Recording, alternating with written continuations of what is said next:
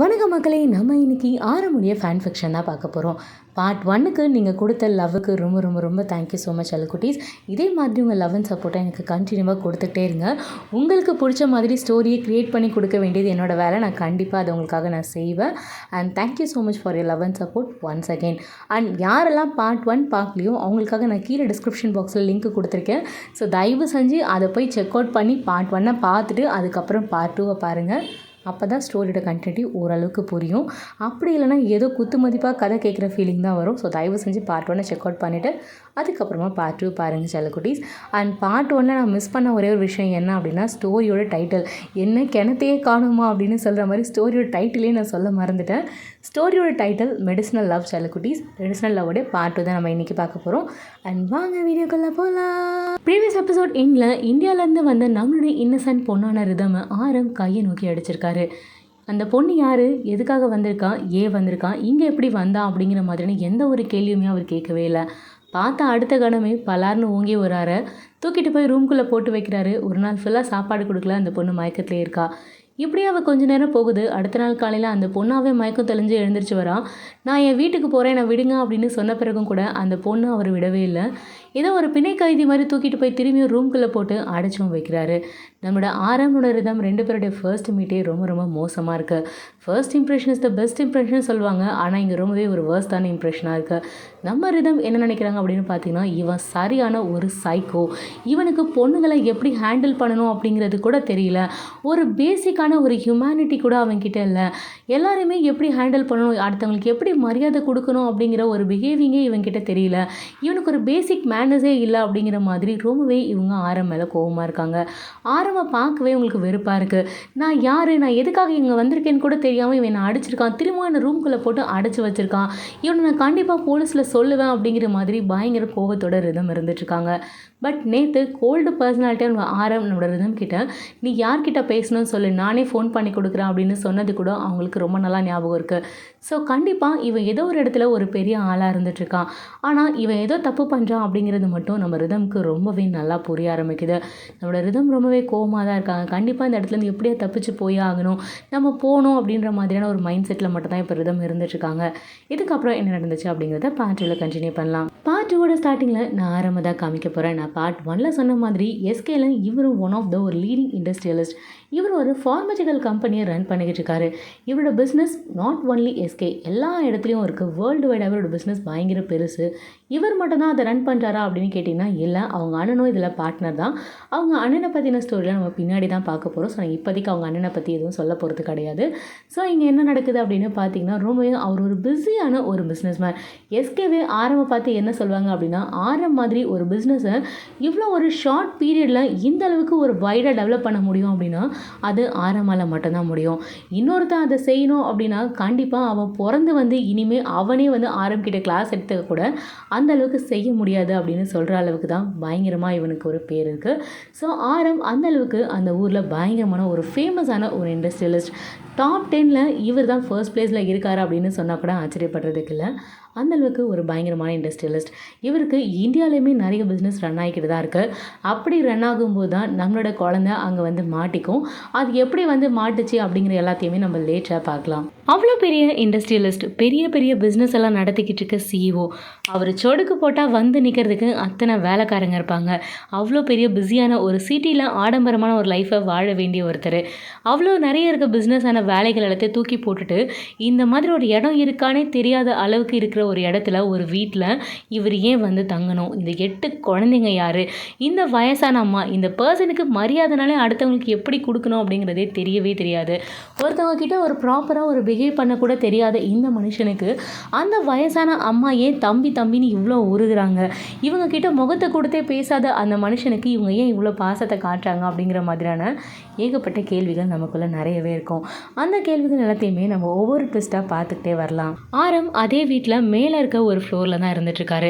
நம்ம ரிதம் கீழே இருக்க ஒரு ரூமில் அவளை போட்டு இன்னமும் அடைச்சி தான் வச்சுருக்காங்க. அந்த வயசான அம்மா கிட்ட நீங்கள் சாப்பாடோ தண்ணியோ அவளுக்கு எதுவுமே கொடுக்கக்கூடாது, யாருமே போய் அவகிட்ட பேசக்கூடாது, அவளை பார்க்கக்கூடாது அப்படின்னு சொல்கிற மாதிரியான ஆர்டர்ஸை போட்டிருக்காங்க. அவங்க மட்டும் இல்லை, அந்த குழந்தைங்களையும் அந்த ரூம் பக்கம் போகக்கூடாது அப்படின்னு சொல்லியிருக்காரு. ஸோ யாருமே அந்த ரூம் பக்கம் வரவே இல்லை. ரிதம் உள்ள நின்று கதவை தட்டி தட்டி டயர்டாகி அவள் அங்கேயே ஃபெயிண்ட் ஆகி போயிருக்கா. அவள் அங்கே செத்தே போனால் கூட அவங்க கேட்குறதுக்கு யாருமே கிடையாது. ஆரம் அந்தளவுக்கு கண்டிஷன் பண்ணி வச்சுருக்காரு எல்லாரையுமே. ஆரம் மேலே இருக்க ஒரு ரூமில் ஒர்க் பண்ணிக்கிட்டு இருக்காரு. எப்படிக்கா ஒர்க் பண்ண முடியும், அந்த ஊரில் தான் கரண்ட்டே இல்லைன்னு சொன்னீங்களே அப்படின்னு கேட்பீங்க. ஏன்னா நம்ம சேனலில் தான் இருக்கவங்களாம் தான் அல்ட்ரா லெஜெண்ட்ஸாக இருக்கீங்களா, என்னோட நீங்கள் அட்வான்ஸ்டாக யோசிக்கிறீங்க. ஸோ உங்களுக்கு முன்னாடி இந்த பாயிண்ட்டை நான் யோசிச்சுன்னு வந்துட்டேன். என்ன பண்ணுறாங்க அப்படின்னா, ஆரம் இருக்க அந்த ஒரே ஒரு ரூமில் மட்டும்தான் பவர் பேக்கப் இருக்குது. அந்த ஒரே ஒரு பவர் பேக்கப் தான் வெளியில் எரிஞ்சிக்கிட்டு இருக்க அந்த லைட்டு. அந்த லைட்டை ஃபாலோ பண்ணி அதனோட ஃப்ளாஷை ஃபாலோ பண்ணி தான் நம்ம ரிதம் இங்கே வந்தாங்க, சிக்கிக்கிட்டாங்க. ஸோ இவங்க இப்படி இருக்கிற கண்டிஷனில் ஆரம் இருக்கிற அந்த ஒரு ரூமில் தான் பவர் சப்ளை இருக்குது. அந்த ஊரில் பவர் சப்ளை இல்லைன்னு கிடையாது. இப்போதைக்கு அந்த ஊரில் பவர் பேக்கப் கிடையாது. இப்போதைக்கு அந்த ஊரில் பவர் சப்ளையை கட் பண்ணி கண்ட்ரோல் பண்ணி வச்சுட்டு இருக்கதே ஆரம் தான். இவருக்கு என்னக்கா பிரச்சனை, இப்போ எதுக்காக ஊருக்குள்ளே இருக்க பவர் சப்ளை இவர் கண்ட்ரோல் பண்ணி வச்சிருக்காரு அப்படின்னு சொல்லி நீங்கள் என்கிட்ட கேட்கலாம். அவர் எந்த விதமான ஒரு பேடான மோட்டிவ்லையும் இதை செய்யவே இல்லை. ஒரு நல்ல மோட்டிவில் மட்டும்தான் இதை ஆரம் செஞ்சுருக்காரு. இப்போதைக்கு அந்த ஊரில் ரொம்பவே அதிகமாக ஃப்ளட் வந்திருக்கு. அந்த ஃப்ளட்டில் ஆல்ரெடி நிறைய பேர் ரொம்பவே கஷ்டப்பட்டுட்ருக்காங்க. அப்படி இருக்கிற கண்டிஷனில் இந்த பவர் சப்ளையால் இன்னும் கொஞ்சம் ப்ராப்ளம் வந்துடுமோ, இதனால் வேறு ஏதாவது டிஃபெக்ட் ஆகுமோ, இருக்கிற ப்ராப்ளம் இன்க்ரீஸ் ஆகக்கூடாது அப்படிங்கிறதுக்காக தான் இப்போதைக்கு டெம்பரவரியாக பவர் கட் பண்ணி வச்சுருக்காரு. இப்போ ஆரம் இருக்கிற அந்த ஒரே ஒரு ரூமில் மட்டும்தான் பவர் பேக்கப்பால் இப்போ பவர் சப்ளை இருக்குது. அந்த பவர் சப்ளையால் மட்டும்தான் ஆல்ரெடி நம்ம ரிதம் பார்த்தாங்க இல்லையா, அந்த பவர் அந்த லைட்டு, அதை பார்த்துட்டு தான் நம்ம ரிதமும் அங்கே வந்திருப்பாங்க. நம்மளோட ஆரம் மேலே இருக்க அந்த ஒரே ரூமில் பவர் சப்ளையில் ஒர்க் பண்ணிக்கிட்டு இருக்காரு. அவரோட லேப்டாப், மொபைல், அவருக்கு வேறு என்னென்னலாம் யூஸ் பண்ணுறாரோ அந்த எல்லா கேட்ஜெட்ஸுமே அந்த ஒரு ரூம்குள்ளே தான் இருக்கும். அந்த ரூம்குள்ளே அவரை தவிர வேறு யாரையும் அவர் அலோவ் பண்ணவே மாட்டார். யாராவது அந்த ரூம்குள்ளே வந்தாலே அவருக்கு ரொம்பவே கோவம் வரும். ஈவன் அந்த குழந்தைங்க கூட அந்த ரூம்குள்ளே வரக்கூடாது. அந்த வயசான பாட்டியம்மா இருப்பாங்க இல்லையா, அவங்க கூட அந்த ரூம்குள்ளே வரக்கூடாது. யாராக இருந்தாலும் வெளியில் டோர் கிட்ட தட்டிட்டு, ஈவன் இவருக்கு காஃபியோ டீயோ ஃபுட்டோ எது எடுத்துகிட்டு வந்தாலுமே அவர் தான் வெளில வந்து எடுத்துப்பாரே தவிர இவங்க யாருமே உள்ளே வரக்கூடாது. இது ஆரமுடைய ரொம்ப பெரிய ஒரு ஸ்ட்ரிக்டான ஒரு ரூல்ஸு. அனாவசியமாக யாருமே மாடிக்கே வரக்கூடாது அப்படிங்கிற மாதிரி இவர் ரூல் பண்ணி வச்சுருக்காரு எல்லாரையுமே. என்னதான் ஆரம் எவ்வளோ ஒரு கோல்டான ஒரு பெரிய பெரிய பர்சனாலிட்டியாக இருந்தாலும் அவருக்குன்னு சில கண்ட்ரோல்ஸ் வச்சுருக்காரு. அந்த கண்ட்ரோல்ஸை யாராவது ப்ளாக் பண்ணுறாங்க, அது யாராவது பிரேக் பண்ணுறாங்கன்னு தெரிஞ்சதுன்னா ஆரம்க்கு ரொம்பவே கோவம் வரும். யோசிக்கவே மாட்டார், அடிச்சிருவார். கண்டிப்பாக அவருக்கு அவ்வளோ கோவம் வரும். அந்தளவுக்கு ஒரு பயங்கரமான ஒரு வியர்ட் பர்சனாலிட்டி. நம்மளோட ஸ்டோரியே கம்ப்ளீட்டாக முழுக்க நிறைய ட்விஸ்ட் இருக்க ஒரு ஸ்டோரி அப்படிங்கிறத நான் ஏற்கனவே சொல்லிட்டேன். ஸோ ஃபர்ஸ்ட் ட்விஸ்ட்டாக நான் என்ன ரிவீல் பண்ண போகிறேன் அப்படின்னு பார்த்தீங்கன்னா, ஆரமுடைய பேரண்ட்ஸை பற்றி தான் ரிவீல் பண்ண போகிறேன்.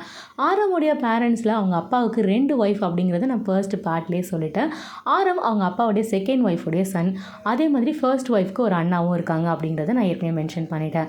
ஸோ இப்போ ஆரம்க்கு அவங்க அப்பா அம்மாவுடைய டெத்தே ஒரு கொலையா இல்லை ஆக்சிடெண்ட்டா அப்படிங்கிற ரொம்ப பெரிய ஒரு சந்தேகம் இருக்குது. அவங்களுடைய அம்மாவும் அப்பாவும் ஒன்றா காரில் போகும்போது ஆக்சிடெண்ட் ஆகி தான் இறந்தாங்க.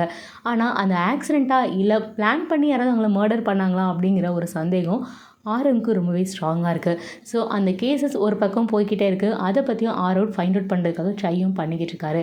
ஸோ இப்போ ஃபர்ஸ்ட் என்ன நடந்துச்சு அப்படிங்கிறத பார்ப்போம். இப்போ நான் ஃபர்ஸ்ட்டு ஆரமுடைய அப்பாவை பற்றி பார்க்கலாம். இப்போ நான் ஆரம்க்கு என்னென்ன ஃபீச்சர்ஸ் எல்லாம் சொன்னனோ அந்த ஃபீச்சர்ஸ் எல்லாம் அப்படியே டபுளாக ஆரமுடைய அப்பாவோட யங் ஏஜில் இருந்திருக்காரு. ரொம்ப சின்ன வயசுலேயே அவர் பிஸ்னஸை டேக் ஓவர் பண்ணிவிட்டு அதை கரெக்டான வேலை கொண்டு போயிட்டு ஒரு ஸ்ட்ராங்கான ஒரு கம்பெனியாக அதை கொண்டு வந்திருக்காரு.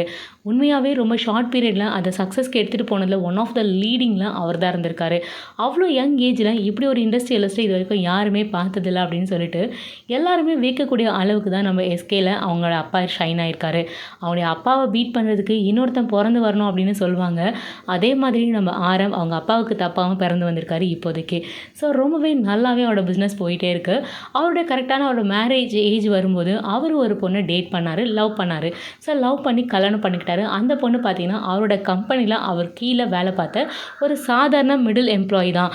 அந்த மிடில் எம்ப்ளாயை பார்த்து அவங்கள லவ் பண்ணி அவங்களே கல்யாணமும் பண்ணிக்கிட்டாரு. அவங்களோட லவ் லைஃப்க்கும் அவங்களோட மேரேஜ் லைஃப்க்கும் அடையாளமாக நம்ம ஆரமுடைய அண்ணா பிறக்கிறாங்க. கிட்டத்தட்ட பாண்ட் வித் சில்வர் ஸ்பூன் தான். பிகாஸ் அவ்வளோ பெரிய ஒரு இண்டஸ்ட்ரியலிஸ்டோட பையனாக அவ்வளோ சாதாரணமாக வளர்க்க மாட்டாங்க. அவனுக்கு என்ன வேணும் அப்படிங்கிறத அவன் மனசில் நினைக்கிறதுக்கு முன்னாடியே வாங்கி தந்து அவனை செக்யூர்டாக பார்த்துக்கிறதுக்கும் அவனுக்கு லவ்வை நிறைய கொடுக்கறதுக்கும் அந்த ஃபேமிலி ரெடியாக இருந்தாங்க. எல்லா விஷயங்களையும் பார்த்து ரொம்பவே நல்லா செஞ்சுக்கிட்டே வந்தாங்க. இப்படி இருந்துகிட்டே இருக்கும்போது ஹாப்பியான ஒரு லைஃப் அவங்க அப்பா லீட் பண்ணிகிட்டு இருந்திருக்காரு. ரொம்ப சந்தோஷமாக இருந்துச்சு. நம்ம ஆரமுடைய அண்ணனும் ரொம்ப ஹாப்பியாக ஒரு நல்ல ஒரு பையனாக சூப்பராக ஸ்ட்ராங்காக ஸ்போர்ட்ஸு, மியூசிக்கு, ஸ்டடீஸ்ன்னு சொல்லிட்டு எல்லாத்துலேயுமே பயங்கர ஒரு சுட்டியாக இருந்திருக்காரு. ஸோ செம்மையாக அவரோட மிடில் லைஃப் ஸ்கூல் வரைக்கும் நல்லாவே போயிட்டுருக்கு.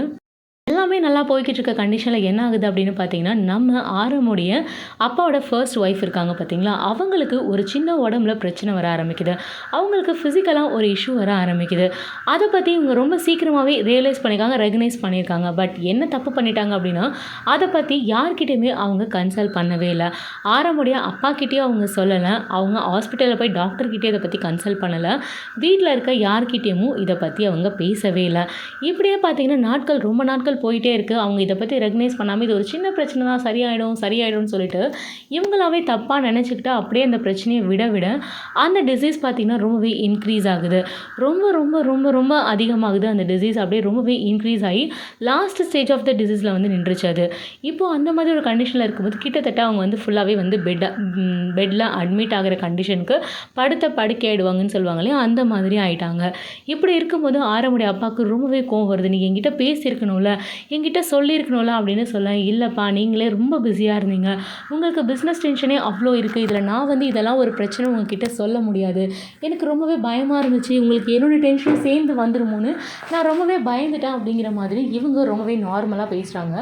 ஆரமுடைய அப்பாவுக்கு ரொம்பவே கோவம் வருது. எவ்வளோ பிஸ்னஸ் வேணாலும் இருக்கட்டும், எவ்வளோ டென்ஷன் வேணாலும் இருக்கட்டும், உன்னை பார்க்க முடியாத அளவுக்கு என்னோடய பிஸ்னஸ் ஒன்றும் முக்கியம் கிடையாது. அதை ஒரு நாள் நான் செய்யலைன்னா அடுத்த நாள் கூட நான் செஞ்சுப்பேன். பட் நீ எனக்கு அந்த அளவுக்கு இம்பார்ட்டன்ட், உனக்கு கொஞ்சமாவது அது புரியுதா அப்படிங்கிற மாதிரி இவர் ரொம்பவே அவங்க அம்மாவை அந்த நிலைமையில திட்டிகிட்டு தான் இருக்காரு. பிகாஸ் அந்த அளவுக்கு ஒரு லவ் இருக்குது. இவங்க சாதாரண ஒரு எம்ப்ளாயாக இருந்தாங்க அப்படிங்கிறதெல்லாம் பார்க்காம அவங்கள லவ் பண்ணி ஒரு கல்யாணம் பண்ணியிருக்காரு. ஸோ அந்த லவ் எந்த அளவுக்கு ஸ்ட்ராங்காக இருந்தால் அவரால் இப்படி ஒரு விஷயத்த செஞ்சுருக்க முடியுது. ஸோ இப்போ அவர் ரொம்பவே கோவமாக இருந்தார். ஸோ இப்படியே கொஞ்ச நாள் ட்ரீட்மெண்ட் எல்லாம் போகுது. பட் எந்த ட்ரீட்மெண்ட்டுமே அவங்களுக்கு வந்து ஒத்துக்கலை. ஆல்மோஸ்ட் அவங்க வந்து இறந்தும் போயிடுறாங்க. ஸோ இப்படியே என்ன ஆகுது அப்படின்னு பார்த்தீங்கன்னா, கிட்டத்தட்ட ஒரு 1.5 இயர்ஸ் ஆகுது. நம்மளுடைய ஆரமுடைய அண்ணன் இருக்கா இல்லையா, அம்மாவோட பாசத்துலேயும் அதிக நேரம் இருந்தவன். அம்மாவுக்கு மட்டும்தான் அவரோட உலகம். ஏன்னா அப்பா பிஸ்னஸ்னு ஓடுற ஒரு பர்சன். அப்பா கூட கிடைக்கிற நேரமே ரொம்ப ரொம்ப ஒரு கம்மியான நேரம் தான் அவங்களுக்குமே கிடைக்கும். பட் எப்போல்லாம் கிடைச்சாலுமே ஆரமுடைய அப்பா அவரை ரொம்பவே ப்ரொடெக்டிவாக பார்த்துப்பாரு. என்ன வேணும், அவர் கூட உட்காந்து விளையாடுறது, புக்கில் படிக்கிறது, அவன் ப்ளே பண்ணுறதுக்கு பார்க்குறது அப்படிங்கிற மாதிரி ரொம்பவே பாசமாக தான் பார்த்துட்ருப்பாரு ஆரமுடைய அப்பாவும். எப்போல்லாம் அவருக்கு டைம் கிடைக்குதோ அப்போல்லாம் டைம் ஸ்பெண்ட் பண்ணிகிட்டே தான் இருந்தார். இப்போது அம்மாவும் போயிட்டாங்க, அப்பாவும் பிஸ்னஸ்னு ஓடிட்டுருக்காரு. இவங்களை பார்த்துக்கிறதுக்கு வீட்டில் யாருமே கிடையாது. இப்போ நான் சொன்னேன் இல்லையா, அந்த வயசான ஒரு பாட்டி, அவங்க ஃபேமிலியோட அங்கே தான் தங்கியிருக்காங்க. அவங்க அந்த வீட்டில் வேலை செய்கிற ஒரு மெய்டு தான். அவங்க ஃபேமிலியோட அங்கே தான் தங்கியும் இருக்காங்க. இந்த மெய்டு தான் அவரை பத்திரமா பார்த்துக்கிறது. சாப்பாடு கொடுக்கறதுலேருந்து, ட்ரெஸ் மாற்றுறதுலேருந்து, அவர் ஸ்கூல் போயிட்டு வந்தால் யூனிஃபார்ம் ட்ரெஸ் மாற்றுறதுலேருந்து எல்லா விஷயங்களுமே இவங்க தான் ஒன் பை ஒன்னாக பார்த்து செய்வாங்க. அதே மாதிரி ஆரமுடைய அப்பா ஃபோன் பண்ணாலுமே இவங்களுக்கு தான் கால் வரும். இவங்க தான் பேசுவாங்க. ஆரம்கிட்ட அவங்களோட பையன்கிட்ட பேசணும் அப்படின்னு சொன்னாலுமே இவங்க தான் லைன் கனெக்ட் பண்ணுறதுலேருந்து எல்லாமே இவங்க தான் ஒன்றா பார்த்து செய்வாங்க. அதே மாதிரி ஆரமுடைய அப்பா வெக்கேஷன் அனுப்புகிறாங்க அப்படின்னு பார்த்தீங்கன்னா அவங்க வரமாட்டாங்க. இவங்களோட ஃபேமிலியை தான் கூட அனுப்பி வைப்பாங்க. இவங்கள ஒரு மெய்ட் மாதிரிலாம் பார்க்க மாட்டாங்க. தன்னோட வீட்டில் பிறந்த ஒரு தங்கச்சியை பார்த்துக்கிற மாதிரி தான் ஆரமுடைய அப்பா பார்த்துப்பாங்க. அந்தளவுக்கு ஒரு நல்ல ஒரு பேர், நல்ல ஒரு பாசம் அவங்க மேலேயும் ஆரமுடைய அப்பாவுக்கு இருக்குது. அவங்களுக்கு கல்யாணம் பண்ணி வச்சதுலேருந்து எல்லாமே பண்ணது பார்த்திங்கன்னா ஆரமுடைய அப்பா தான். ஸோ இவங்க கூட தான் வெக்கேஷன் அனுப்பி வைப்பாங்க. கூட 2-3 செக்யூரிட்டிஸ் எல்லாம் போட்டு இவங்க கூட தான் ஆரமுடைய அண்ணனையும் வந்து வெக்கேஷனுக்கெல்லாம் அனுப்பி வைப்பாங்க. இப்படியே பார்த்தீங்கன்னா கிட்டத்தட்ட ஒரு 1.5 வருஷம் ஆகுது. இந்த 1.5 வருஷ கேப்பில் என்ன ஆகுது அப்படின்னா, நான் சொல்லியிருக்கேன் இல்லையா, ஆல்ரெடி உங்களோட பிஸ்னஸ் வந்து வேர்ல்டு வைடு பயங்கரமான ஒரு ஃபேமஸான பிஸ்னஸ். ஸோ இப்போ ஆரமுடைய அப்பா என்ன பண்ணுறாங்க அப்படின்னு பார்த்தீங்கன்னா, இவங்களோட வேர்ல்டு வைடு பிஸ்னஸை இன்னும் கொஞ்சம் பெருசுப்படுத்தணும் அப்படிங்கிறதுக்காக இந்தியாவிலேயே ஒரு பிஸ்னஸை டெவலப் பண்ணுறாரு. இந்தியாவில் டெவலப் பண்ணோம் அப்படின்னா அஃப்கோர்ஸ் இவரும் இந்தியாவுக்கு போகணும் இல்லையா. இந்தியாவுக்கு போனால் தான் அவங்க போய் பிஸ்னஸை ஸ்டார்ட் பண்ண முடியும். ஸ்டார்ட் பண்ணிவிட்டு அது ரன் ஆக ஆரம்பித்த பிறகு நம்ம அஃப்கோர்ஸ் அங்கேருந்து வந்துடலாம். பட் ஆரம்பிக்கிறதுக்கு முன்னாடி நம்ம தான் அங்கே போகணும் அப்படிங்கிறதுனால இவர் இந்தியாவுக்கு போகிறாரு. பிஸ்னஸை டெவலப் பண்ணவும் ஸ்டார்ட் பண்ணுறாரு. இவர் போயிட்டு பிஸ்னஸை டெவலப் பண்ணும்போது கூடவே சேர்ந்து அவருக்கு ஒரு நல்ல லவ்வும் டெவலப் ஆக ஆரம்பிக்குது. உண்மையாகவே அந்த மாதிரி செகண்ட் லவ் கிடைக்கிறது அவ்வளோ ஈஸி கிடையாது. உண்மையாகவே அவங்களுமே ரொம்ப ரொம்ப ஒரு நல்ல பர்சன். இவரை பற்றி எல்லா விஷயமே தெரிஞ்சு அப்படி தான் அவங்க வந்து அந்த லவ்வை ஏற்றுக்கிறாங்க. இவங்களுமே சரி ஓகேன்னு சொல்லிட்டு அக்செப்டும் பண்ணிக்கிறாங்க. எல்லாமே பண்ணி முடித்த பிறகு அஃப்கோர்ஸ் எங்கள் வீட்டுக்கு வரணும், நம்மளுடைய பையன்கிட்ட சொல்லணும் இல்லையா? ஸோ இவரும் எஸ்கேக்கு வராரு. எஸ்கேக்கு வந்துட்டு அவரோட பையன்கிட்ட இந்த மாதிரி எனக்கு ஒருத்தர் பிடிச்சிருக்கு, நான் கல்யாணம் பண்ணிக்க போகிறேன் அப்படிங்கிற மாதிரி சொல்கிறாங்க. இங்கே இதெல்லாம் நம்ம தான் வந்து இல்லீகல், அதெல்லாம் வந்து செகண்ட் மேரேஜ் அப்படிலாம் சொல்கிறோம். அங்கே அவங்க அப்படியெல்லாம் சொல்லவே மாட்டாங்க. அவங்க ஜஸ்ட் கால் அஸ் அ டேட்டிங்னு தான் சொல்லுவாங்க. ஸோ டேட் பண்ணாங்க, அதே மாதிரி கல்யாணமும் பண்ணிக்கிட்டாரு. அவங்க தான் ஆரமுடைய அம்மா. ஸோ ஆரம் அப்பாவுடைய ஃபர்ஸ்ட் ஒய்ஃப் இறந்துட்டாங்க. செகண்ட் ஒய்ஃபான ஆரமுடைய அம்மாவும் இப்போ வீட்டுக்கு வந்துட்டாங்க. அவங்களுக்கு நம்ம ஆரமுடைய அண்ணனை ரொம்பவே பிடிச்சிருக்கு. பாசமாக பார்த்துக்கணும், சித்தியாக இல்லாமல் அம்மாவாக நடந்துக்கணும், அம்மாவோட பிளேஸை அவனுக்கு ரீப்ளேஸ் பண்ணணும் அப்படிங்கிற மாதிரி ரொம்பவே பாசமாக அவங்ககிட்ட நெருங்கி போவாங்க. ஆனால் அவனுக்கு அம்மாவோட இடத்துல வேற ஒரு லேடியை வச்சு பார்க்குறதுல விருப்பம் கிடையாது. இவன் எப்படி பேசுவான் அப்படின்னா அவங்கக்கிட்டே பேர் சொல்லி தான் கூப்பிடுவான். போடி வாடின்னு பேசுகிறது, ரொம்பவே இர்ரெஸ்பெக்டாக பேசுகிறது, இந்த மாதிரியான விஷயங்களை தான் அவன் அதிகமாக செஞ்சிட்ருப்பான். இவங்கள கொஞ்சம் கூட அவன் மதிக்கவே மாட்டான். இவங்களாவே பாசமாக பேசணும்னு ட்ரை பண்ணால் கூட இவன் அவங்கக்கிட்ட கொஞ்சம் கூட ஒட்டுறதே கிடையாது. ஸோ இப்படியே பார்த்தீங்கன்னா கிட்டத்தட்ட ரொம்ப நாட்கள் ஓட ஆரம்பிக்குது. நம்மளோட பையனுக்கு அங்கே இருக்கவே கொஞ்சம் கூட இஷ்டமே இல்லை. இதுக்கப்புறம்லாம் இவங்க கூட இருக்கக்கூடாது, நம்ம போயிடலாம் அப்படிங்கிற மாதிரி இவனுடைய அந்த நல்ல பையன் ஆட்டிடியூடெல்லாம் மாற ஆரம்பிச்சுது.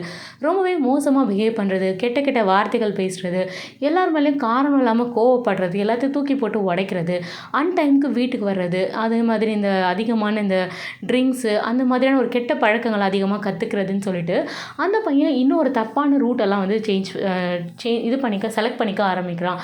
ஸோ இப்படியே கொஞ்ச நாள் போயிட்டே இருக்கு. அந்த பையன் ஒரு கட்டத்துக்கு அப்புறம் இதுக்கப்புறம்லாம் அவங்க கூட இருக்க முடியாது, நான் தனியாக போய் இருக்கிறேன் அப்படிங்கிற மாதிரியும் வந்து ரொம்பவே ரூடாகவும் பேச ஆரம்பிக்கிறான். அவனுடைய அப்பாவுக்கு இந்த இன்ஃபர்மேஷன்லாம் வரும்போது அவங்க அப்பா இவனை கண்டிச்சாங்கன்னா, நீங்கள் தான் எங்கள் அப்பா கிட்ட வந்து போட்டு கொடுக்குறீங்க, நீங்கள் தான் எங்கள் அப்பா கிட்ட என்னை போட்டு கொடுத்து என்னை திட்டு வாங்க வைக்கிறீங்க, நீங்கள் வந்ததுலேருந்து எங்கள் அப்பா இந்த மாதிரி என்கிட்ட நடந்துக்கிறாரு, இதுக்கு முன்னாடிலாம் பாசமாக தான் இருந்தார் அப்படிங்கிற மாதிரி எல்லா குழந்தைக்கும் வரக்கூடிய அதே ஃபீல் தான் நம்ம பையனுக்கும் வருது. உங்களால் தான் எல்லாமே நடக்குது அப்படின்னு சொல்லிட்டு இவன் ரொம்பவே கோவமாயிட்டு, இதுக்கப்புறம் அவங்க கூட நான் இருக்க மாட்டேன், நான் தனியாக போகிறேன், என்னை ஹாஸ்டலில் கொண்டு போய் சேர்த்து விடுங்க அப்படிங்கிற மாதிரி இவன் சொல்லிடுறான். பட் என்ன இருந்தாலும் இவன் ரொம்ப பெரிய ஒரு சிஇஓட சன் இல்லையா? ஸோ எடுத்தவொடனே இவன் சொல்கிற மாதிரிலாம் கொண்டு போய் அந்த மாதிரி சேர்த்துட முடியாது. இவனோட சேஃப்டி அப்படின்ற ஒரு விஷயம் இருக்குது. ஸோ இதெல்லாம் பார்த்து ரொம்பவே பக்குவமாக இவனை ஒரு நல்ல போர்டிங் ஸ்கூலில் சேர்த்து விடுறாங்க. ஆனால் அங்கே போய் அது இவன் படிப்பான், கொஞ்சம் ஒழுங்காக இருப்பான் அப்படின்னு பார்த்தா அங்கே போயிட்டு இன்னும் மோசமான நிறைய விஷயங்களை இவன் பழகிக்க ஆரம்பிக்கிறான். அனாவசியமான டேட்டிங், அனாவசியமாக கேர்ள்ஸ் கூட அவுட்டிங், பார்ட்டி, தேவையில்லாத பார்ட்டிஸ் போகிறதுன்னு சொல்லிட்டு இவன் நிறைய பேடான ஹேபிட்ஸ் எல்லாம் வளர்த்துக்கிறான். அதனால நிறைய ப்ராப்ளம்ஸும் வீட்டுக்குள்ளே க்ரியேட் ஆகுது. அஃப்கோர்ஸ் இவனோட சன் அப்படிங்கிறதுனால இவன் ரொம்பவே ஒரு ஃபேமஸான ஒரு பர்சனாகவும் இருப்பான். நிறைய பொண்ணுங்க இவனை மிஸ்யூஸ் பண்ணுறதுக்கும் நிறைய சான்சஸ் இருக்கும். ஸோ அதெல்லாமே அவனோட லைஃப்பில் நிறையவே நடக்குது. அவனோட லைஃப்பில் அவன் நிறைய மோசமான விஷயங்களை ஃபேஸ் பண்ணுறான். இவன் ஃபேஸ் பண்ணுற விஷயங்கள் இவனையும் தாண்டி இவனோட வீட்டுக்கும் வருது. அது பெரிய பெரிய ப்ராப்ளம்ஸாகவும் க்ரியேட் ஆகுது. அது எல்லாத்தையுமே அவனுடைய அப்பா சரி, தன்னோட பையன் தான், இதெல்லாமே சரியாயிடும் அப்படிங்கும்போது தான் எல்லாமே ஒரு பக்கம் போய்கிட்டு இருக்கு. இதெல்லாமே போயிட்டுருக்க கேப்பில் தான் நம்ம ஆரமும் பிறக்கிறாரு. அவரும் வளர்ந்துக்கிட்டு இருக்காரு. அவரை பார்க்க பார்க்க நம்ம பையனுக்கு இன்னுமே செம்மையாக காண்டாகுது. இவன் வந்ததுலேருந்து எங்கள் அப்பாவுக்கு என் மேலே பாசமே போயிடுச்சு, அவர் என்னை கண்டுக்கவே மாட்டாரு, ஏன்னா அவர் பையனாகவே அவர் நினைக்கிறதில்ல அப்படிங்கிற மாதிரியான ஒரு இன்ஃபீரியாரிட்டி காம்ப்ளெக்ஸ் ரொம்பவே அதிகமாக டெவலப் ஆகுது. இந்த ஒரு பிரச்சனையால் ஆரம் அதிகமாக அவனை வெறுக்கவும் ஆரம்பிக்கிறாரு. ஸோ என்ன பண்ணுறான் அப்படின்னா இவன் தனியாக இருக்கும்போது இவனை பிடிச்சி அடிக்கிறது, தள்ளி விடுறது, இவனை கிள்ளி வைக்கிறதுன்னு சொல்லிட்டு எல்லாம் இந்த குழந்தைங்க பண்ணுற குரங்கு சேட்டை மொத்தத்தையும் நம்ம ஆரம்பிக்கிட்ட நம்ம அண்ணன் பண்ணிகிட்ருக்காரு. ஸோ இதே மாதிரி அப்படியே நாட்கள் போகுது. அவரே அப்படியே ஹை ஸ்கூலு, காலேஜ் அப்படியே போயிட்டுருக்கு. ஆனால் ஆரம்புக்கும் அவங்க அண்ணனுக்கும் கொஞ்சம் கூட ஒத்து போகவே இல்லை. கிட்டத்தட்ட 20 25 வருஷங்கள் ஆயிடுச்சு. இன்னமே கூட ஆரம்புக்கும் அவருடைய அண்ணனுக்கும் ஒத்து போகவே இல்லை. இப்படியே போயிட்டுருக்கும்போது தான் என்ன ஆகுது அப்படின்னா, ஒரு நாள் ஆல்மோஸ்ட் அவங்க அண்ணனும் வளர்ந்துருப்பார், அவருக்கும் அந்த ஏஜ் வந்துடுச்சு. இப்போ ஆரமும் ஓரளவுக்கு க்ரோ ஆகிட்டாரு. இப்போ 2 பேருக்குமே பிஸ்னஸை டேக் ஓவர் பண்ணிக்கிற அளவுக்கு ஏஜ் வந்துருச்சு. ஆனால் என்ன ஒரு பிரச்சனை அப்படின்னா, ஆரம் கிட்ட இருக்க அந்த பொறுப்பு, அந்த மெச்சூரிட்டி எதுவுமே இப்போ அண்ணன் கிட்ட கிடையாது. அண்ணன் நிறைய தவறான விஷயங்கள் செஞ்சிட்ருக்கான். அவங்ககிட்ட நிறைய பேட் ஹேபிட்ஸ் இருக்குது. இந்த பேட் ஹேபிட்ஸ்லாம் இருக்கிற ஒரு பர்சனாலிட்டி கிட்ட கம்பெனியை தூக்கி கொடுக்கறதுக்கு யாராக இருந்தாலும் பயப்படுவாங்க. ஏன்னா இவ்வளோ கஷ்டப்பட்டு இத்தனை நாள் உழைச்சி இந்த இடத்துக்கு கொண்டு வந்திருக்க பிஸ்னஸை இந்த மாதிரி இருக்க ஒரு பேட் ஹேபிட்ஸை ஒரு முன்கோவிக்கிட்ட கொண்டு வந்து கொடுக்குறது அப்படிங்கும்போது கண்டிப்பாக யோசிப்பாங்க. ஸோ ஆரமுடைய அப்பா என்ன பண்ணுறாங்க அப்படின்னா, நல்லா யோசித்து தெளிவான ஒரு முடிவாக இந்த பிஸ்னஸை ஆரமோட கையில் கொடுக்குறாரு.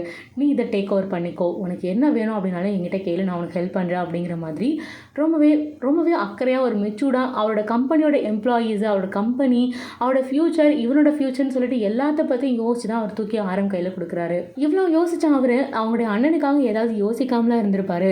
ஸோ அவனுக்காகவும் சில விஷயங்களை கொடுக்குறாரு. இதெல்லாத்தையும் நீ பொறுப்பாக செய், இதெல்லாத்தையும் நீ செஞ்சு பொறுப்பாக என்கிட்ட நீ சாதிச்சு காமிச்சா அப்படின்னா உனக்கு என்ன கொடுக்கணுமோ அதை கம்பெனியை நான் பாதியாக பிரித்து உன் கையில் கொடுப்பேன். நீ ஒரு பக்கம் கம்பெனியை பார்த்தனா அவன் ஒரு பக்கம் பார்ப்பான், 2 பேரும் ஒத்துமையாக நின்று கம்பெனியை நடத்துங்க அப்படிங்கிற மாதிரி நிறைய விஷயங்களை சொல்கிறாரு. பட் இருந்தாலும் நம்ம பையனுக்கு கொஞ்சம் கூட அதில் விருப்பமே கிடையாது. ஒன்று பார்த்தா நான் பார்க்குறேன், இல்லைனா அவன் பார்க்கட்டும், நான் இந்த வீட்டை விட்டே போயிடுறேன், இனிமேல் நீங்கள் எனக்கு அப்பாவே கிடையாது, நானும் உங்களுக்கு பிள்ளையே கிடையாது அப்படிங்கிற மாதிரி பையன் வழக்கம் போல் சினிமா டைலாகெல்லாம் பேச ஆரம்பிச்சிட்டான். ஸோ இப்படியே போக போக பிரச்சனை ரொம்பவே பெருசாகிடுச்சு. இப்படி போகும்போது ஒரு நாள் ஆரம் அவனுடைய அண்ணனை கை நீட்டி அடிச்சிடறாரு. ஒரு நாள் கோவத்தில், நான் ஏற்கனவே சொல்லியிருக்கேன் ஆரம் ரொம்பவே கோல்டு பர்சனாலிட்டி தான் அப்படிங்கிறதுனால, ஸோ ரொம்பவே கோவத்தில் அவங்க அண்ணனை ஒரு நாள் கை நீட்டி அடிச்சிடறாரு. ஏற்கனவே இருந்த கோவம் இன்னும் அதிகமாகுது. எவ்வளோ தைரியம் தான், நான் உன்னை விட பெரியவன், இந்த வீட்டுக்கு நான் தான் உன்னை விட ஃபஸ்ட்டு வந்தவன், உன்னை குப்பை தொட்டில தான் எடுத்துகிட்டு வந்தாங்க அப்படிங்கிற மாதிரி நிறைய விஷயங்கள் பேசி ஆரம் ஹர்ட் பண்ணி அவர் வெறுப்பேற்றி அவரோட கையால் அவர் அடி வாங்கிறாரு. அஃப்கோர்ஸ் என்ன இருந்தாலும் அண்ணனுக்கு தம்பிக்கிட்ட அடி வாங்கின கோவம் வரதானே செய்யும். ரொம்பவே பெரிய சண்டையாகுது. 2 பேருக்கு நடுவில் அடிச்சு முடிய பிடிச்சி உருண்டுக்காத குறை தான் அந்த அளவுக்கு 2 பேருக்கு நடுவில் பெரிய சண்டையாகுது. ஆரமுடைய அப்பா என்ன பண்ணுறாரு அப்படின்னா, நம்ம ஆரமுடைய அண்ணனை வீட்டை விட்டு வெளில அனுப்பிடுறாரு. நீ வீட்டிலேருந்து முதல்ல வெளியில் போ, இதுக்கப்புறம் உனக்கு என்ன வேணும் அப்படிங்கிறத உனக்கு தானாகவே வந்து சேரும், நீ வீட்டுக்கு வரணுன்ற அவசியமே கிடையாது அப்படிங்கிற மாதிரி வீட்டை விட்டு வெளில அனுப்பிடுறாரு. ஸோ இப்போ ஆல்ரெடி நம்ம ஆரமுடைய அண்ணனுக்கு கொடுத்த சில பொறுப்புகள் இருந்துச்சு பார்த்தீங்களா, அதையுமே அவர்கிட்டேருந்து வாங்கிக்கிட்டார். இதுக்கப்புறம் நீ கம்பெனிக்காக எதுவுமே செய்ய வேணாம், உனக்கு மாதத்துக்கு என்ன தேவையோ அது உன் வீடு தேடி வரும், நீ சாப்பிட்டு வீட்டிலே தூங்கு அப்படிங்கிற மாதிரி சொல்லிட்டாரு. நம்ம ஆரமுடைய அப்பா, நீ இது வரைக்கும் கிழிச்சதெல்லாம் போதும், உன்னால் கம்பெனி நஷ்டப்பட்டதெல்லாம் போதும், நீ இதுக்கப்புறம் எதுவுமே செய்ய வேண்டாம், நானே இது எல்லாத்தையும் பார்த்துக்கிறேன், அதுக்கப்புறம் உன் தம்பி பார்த்துப்பான் அப்படிங்கிற மாதிரி எல்லா பொறுப்பையும் அவர் கையிலேருந்து இவரே டேக் ஓவரும் பண்ணிக்கிறாரு. மீதி இருக்க மொத்த பொறுப்புகள் எல்லாத்தையுமே ஆரம் கையில் கொடுக்குறாரு. இப்படியே நாட்கள் கொஞ்ச நாள் போய்கிட்டே இருக்குது. கிட்டத்தட்ட ஒரு வருஷம் ஆகுது. கம்பெனியை நல்லாவே ஆரம் டேக் ஓவர் பண்ணிட்டாரு. பிஸ்னஸும் ரொம்ப நல்லாவே போகுது. அவருக்கு எஸ்கேயில் ஒரு நல்ல நேமும் வரத்துக்கு ஆரம்பிக்குது. இவரோட நேம் எல்லா இடத்துலையும் ஸ்ப்ரெட் ஆக ஆரம்பிக்குது. இவருக்கு அடுத்து அவரோட சன் தான் கம்பெனி டேக் ஓவர் பண்ணியிருக்காரு. ரொம்ப நல்லா இருக்குது, நிறைய எம்ப்ளாயிஸ்க்கு நல்ல நல்ல சலுகைகள்லாம் கொடுக்குறாருன்னு சொல்லிட்டு எல்லா கம்பெனிஸ்லேயும் அஃப்கோர்ஸ் எல்லாருமே லிங்க்டாக இருப்பாங்க இல்லையா. ஒரு கம்பெனிலேருந்து இன்னொருத்தவங்க ஒரு ஃப்ரெண்ட்ஸ் கம்பெனியில் இருப்பாங்க. ஸோ கண்டிப்பாக ஒருத்தரை பற்றி ஒருத்தர் நிறைய விஷயங்கள் பேசுவாங்க, ஷேர் பண்ணுவாங்க. இப்படியே போகும்போது ஆரமுடைய நேம் பார்த்தீங்கன்னா நல்லா ரேஸ் ஆச்சு. அவரோட குட் லெவல் பார்த்தீங்கன்னா அவரோட குட் புக்ஸ்ன்னு சொல்லுவாங்க இல்லையா, அது ரொம்ப நல்லா டெவலப் ஆக ஆரம்பிச்சு. இதை பார்க்க ஆரமுடைய அண்ணனுக்கு செமையாக காண்டாக ஆரம்பிச்சிச்சு. எவ்வளோ தைரியம், எனக்கு அடுத்து வந்தவங்க கையில் கம்பெனியை கொடுத்து வச்சுருக்காங்க, அவனை பற்றி எல்லாரும் பெருமையாக பேசுறதால நான் உட்காந்து கேட்கணுமா? என்னை பார்த்தா உங்களுக்கு என்ன பைத்தியக்கார மாதிரி தெரியுதா? என்னை பார்த்தா இழிச்ச வாய மாதிரி தெரியுதா? நீங்கள் எல்லாத்தையும் சொத்தை பிரித்து கொடுங்க, நான் இந்த கம்பெனியை விட்டே போகிறேன், இந்த ஊரை விட்டே போகிறேன், எனக்கு இந்த ஊரே வேணாம், நீங்களும் வேணான்னு சொல்லிட்டு செமையாக சண்டை போட ஆரம்பிக்கிறாரு ஆரமுடைய அப்பா கிட்ட. இந்த பிரச்சனைகள் போகும்போது ஆரமுடைய அப்பா என்ன சொல்கிறார் அப்படின்னா, நான் இருக்கிறதுக்கு அந்த சொத்தை பிரிக்க மாட்டேன், 2 பேருக்கும் சமமாக நான் எழுதி வச்சுருக்கேன், ஆனால் இப்போதைக்கு நான் எதையுமே பிரித்து கொடுக்க போகிறது கிடையாது அப்படிங்கிற மாதிரி ரொம்பவே கோபமாக பேசிட்டாரு. நான் தான் உனக்கு சொன்னல, நீ கம்பெனியில் உனக்கு எந்த பொறுப்பும் கிடையாது, நீ பாட்டுக்கு வீட்டில் இரு, உனக்கு அவன் என்ன தேவையோ உனக்கும் சேர்த்து அவன் உழைச்சி கொண்டு வந்து போடுவான், நீ சாப்பிட்டு வீட்டில் சும்மா கடை அப்படிங்கிற மாதிரி கிட்டத்தட்ட ரொம்பவே ஒரு இரிட்டேட்டிங்காக தான் பேசுகிறாங்க ஆரமுடைய அண்ணன்கிட்ட.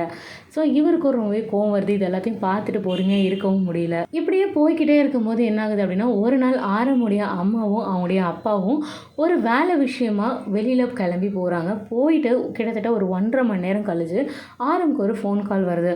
இந்த மாதிரி ஆக்சிடென்ட் ஆகிடுச்சு, ஆக்சிடெண்ட்டில் 2 பேருமே ஸ்பாட் அவுட் ஆகிட்டாங்க அப்படிங்கிற மாதிரியான நியூஸ் வருது. ஆரமுக்கு அப்படியே தூக்கி வாரி போடுது. எப்படி நடக்கும்? அவங்க போன காரில் அவ்வளோ சேஃப்டி ஃபீச்சர்ஸ் இருக்குது, அந்த காரில் ஆக்சிடெண்ட்டே ஆனால் கூட அடிப்படாத அளவுக்கு ஏர் பேக் இருக்குது, எப்படி தான் நடந்துச்சு அப்படிங்கிற மாதிரி ரொம்பவே மோசமாக அவர் யோசிக்கிறாரு. பயந்து அழுது அடித்து அந்த இடத்துக்கு போகிறாரு. அந்த கார் எப்படி இருக்குது அப்படின்னு பார்த்தீங்கன்னா, கிட்டத்தட்ட அப்படியே நசுங்கி போயிருக்கு. அது மேலே ஒரு பெரிய லாரி ஏறி, ஒரு கண்டெய்னர் லாரி ஏறி இறங்கினா எப்படி இருக்குமோ அந்த மாதிரி நசுங்கி போயிருக்கு. அவங்களோட உடம்பெல்லாம் அப்படியே ஸ்மஜ் ஆகிருக்கு. ஸோ என்ன பண்ணுறதுனே புரியல. கிட்டத்தட்ட அது ஒரு கம்ப்ளீட்டான ஒரு ஆக்சிடெண்ட் தான். ஸோ இப்படி ஒரு ஆக்சிடெண்ட்டை பார்க்கும்போது ஆரமுக்கு ரொம்பவே ஆச்சரியமாக இருக்குது. எப்படி இது நடக்கும்? கண்டிப்பாக இது யாரோ பிளான் பண்ணி தான் பண்ணியிருக்காங்க, இது கண்டிப்பாக ஆக்சிடெண்ட் கிடையாது, இது ஒரு மர்டர் தான் அப்படிங்கிற மாதிரி ஆரம் அந்த இடத்துல திங்க் பண்ணவும் ஆரம்பிக்கிறாரு. இவ்வளோ நடந்து ஆரம் ரொம்பவே டென்ஷனாக இருக்காரு. ஸோ இப்படியாக தான் நடக்குது. பட் ஆரமுடைய அண்ணனோட முகத்தில் எந்த ஒரு டென்ஷனுமே இல்லை. ஆரமுடைய அண்ணா முகத்தில் எந்த ஒரு டென்ஷனுமே இல்லை. என்னதான் ஆரமுடைய அம்மாவும் அவருக்கு பிடிக்காது அப்படின்னா கூட அவருடைய அப்பாவை அவருக்கு ரொம்பவே பிடிக்கும். சின்ன வயசுலேருந்து பார்த்து பார்த்து வளர்த்துருக்காரு. அவர் மேலே கூடமா பாசம் இல்லாமல் போயிடும் அப்படிங்கிற மாதிரி ஆரமுக்கு ரொம்பவே சந்தேகமும் வர ஆரம்பிக்குது. ஏன் ஒருவேளை இதை நம்முடைய அண்ணன் செஞ்சுருக்கக்கூடாது, இது ஒரு ஆக்சிடெண்ட்டாக இல்லாமல் இவனாவே ஒரு ஆக்சிடெண்ட் மாதிரி இவனாவே க்ரியேட் பண்ணி ஏன் இதை இவன் பண்ணியிருக்கக்கூடாது அப்படின்னு சொல்லிட்டு ஒரு கேஸும் ஃபைல் பண்ணுறாரு. எனக்கு என் அண்ணன் மேலே சந்தேகமாக இருக்குது, சில பிஸ்னஸ் எதிரிகள் மேலேயும் சந்தேகமாக இருக்குது அப்படிங்கிற மாதிரி. இது ஒரு ஆக்சிடெண்ட் கிடையாது, இது யாரோ பிளான் பண்ணி எங்கள் அப்பாவையும் அம்மாவையும் கொல்ல பார்த்துருக்காங்க, இது ஒரு மர்டர் அப்படிங்கிற மாதிரி நம்ம ஆரம் ஒரு கேஸையும் ஃபைல் பண்ணுறாரு. அந்த கேஸும் ஸ்டில் இப்போ வரைக்கும் நடந்துக்கிட்டே தான் இருக்குது. இப்படியே போயிட்டுருக்க கண்டிஷனில் ஆரம் ஆல்ரெடி ரொம்பவே ஒரு பிஸ்னஸ் விஷயத்தில் ரொம்பவே டென்ஷனாக இருக்கார். இதுக்கு நடுவில் அவங்க அண்ணன் ரொம்ப பெரிய பெரிய பெரிய பிரச்சனைகள்லாம் பண்ணிக்கிட்டு இருக்காரு. அதையும் ஃபேஸ் பண்ணுறாரு. இந்த 8 குழந்தைங்களையும் பார்த்துக்கிறாரு, இந்த வீட்டையும் பார்த்துக்கிறாரு, அந்த வயசான அம்மாவையும் பார்த்துக்கிறாங்க. அந்த வயசான அம்மாவோட ஃபேமிலி இருக்காங்க. ஆரமோட வீட்டில் இப்போ இருக்க அந்த அம்மாவுடைய அந்த ஃபேமிலி இருக்காங்க. நம்ம ஆரமுடைய அண்ணனை அவங்க தான் பார்த்துப்பாங்க அப்படின்னு சொன்ன பார்த்தீங்களா, அவங்களுமே ஒரு ஆக்சிடெண்ட்டில் இறந்துருக்காங்க. அவங்க யதார்த்தமாக ஏதோ ஒரு ஊருக்கு போகும்போது ஒரு ஆக்சிடெண்ட்டில் இறந்துருக்காங்க. ஆனால் அவங்களோட ஆக்சிடெண்ட்டுமே பார்த்திங்கன்னா ஒரு கொலையாக இருக்கக்கூடாது, பிளான் பண்ணி அவங்கள கொலை பண்ணதான் ஏன் இருக்கக்கூடாது, ஒருவேளை இதுவுமே மர்டராக இருக்குமோ அப்படின்னு சொல்கிற சந்தேகமும் இவருக்கு ரொம்ப அதிகமாகவே வருது. இவங்க எப்போ இறந்தாங்க அப்படின்னு பார்த்தீங்கன்னா ஆரமுடைய அப்பாவும் அம்மாவும் இறக்கிறதுக்கு முன்னாடி கொஞ்ச நாளுக்கு முன்னாடி தான் இறந்துருக்காங்க. ஆரமுடைய வீட்டில் ஒரு வயசான அம்மா இருக்காங்க அப்படின்னு சொன்னா இல்லையா, அவங்க ஃபேமிலி கூட தான் ஆரமுடைய அண்ணாவை ரொம்ப நாளாக பார்த்துட்டு இருந்தாங்க. அதே மாதிரி ஆரம் பிறந்த பிறகும் அவங்க தான் பார்த்துக்கிட்டும் இருந்தாங்க. அவங்களோட ஃபேமிலி இருக்காங்க, அவங்களுக்கு அவங்க அப்பா தான் கல்யாணம்லாம் பண்ணி வச்சாங்க அப்படின்னு சொன்ன பார்த்தீங்களா, அவங்க என்னானாங்க அப்படின்னு பார்த்தீங்கன்னா அவங்களோட ஃபேமிலியுமே ஒரு ஆக்சிடெண்ட்டில் இறந்துட்டாங்க. இந்த அம்மா தவிர அவங்க ஃபேமிலியை சேர்ந்த மற்ற எல்லா மெம்பர்ஸுமே இறந்துட்டாங்க.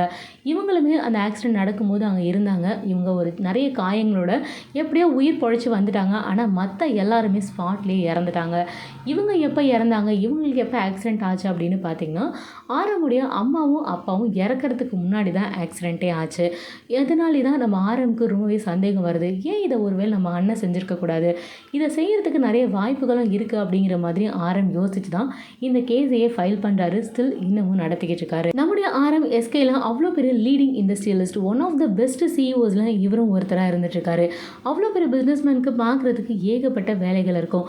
கம்பெனியை பார்க்கணும், பிஸ்னஸை பார்க்கணும், மீட்டிங்கை பார்க்கணும், எம்ப்ளாயீஸை பார்க்கணும், ப்ரொடக்ஷன் பார்க்கணும், சேல்ஸ் பார்க்கணும்னு சொல்லிட்டு இவருக்கு இவ்வளோ விஷயங்கள் இருக்குது. இதையும் தாண்டி அவங்க அண்ணனையும் பார்க்க வேண்டியதாக இருக்குது.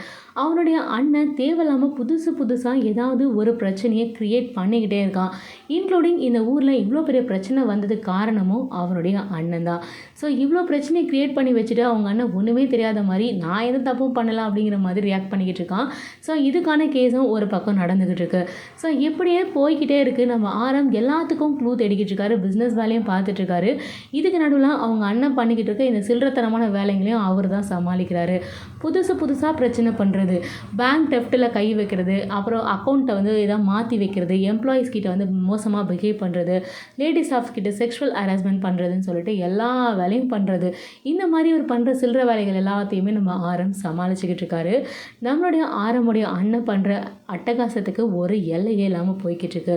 நம்ம ஆரமோட பேஷன்ஸை இவர் ரொம்பவே டிஸ்டர்ப் பண்ணிக்கிட்டு இருக்காரு அப்படின்னு கூட சொல்லலாம். ஸோ ஓவராலாக நான் ஸ்டோரியோட ஓவரால் கன்க்ளூஷன் ஒன்லைன்லாம் சொல்லி முடிச்சிட்டேன். இப்போ நம்ம ஸ்டோரியை கண்டினியூ பண்ண போகிறோம். இப்போ ஆரம் இந்த ஊரில் ஒர்க் பண்ணிக்கிட்டு இருக்காரு. அந்த ஊரோடைய கேர்டேக்கர் இவர் தான்.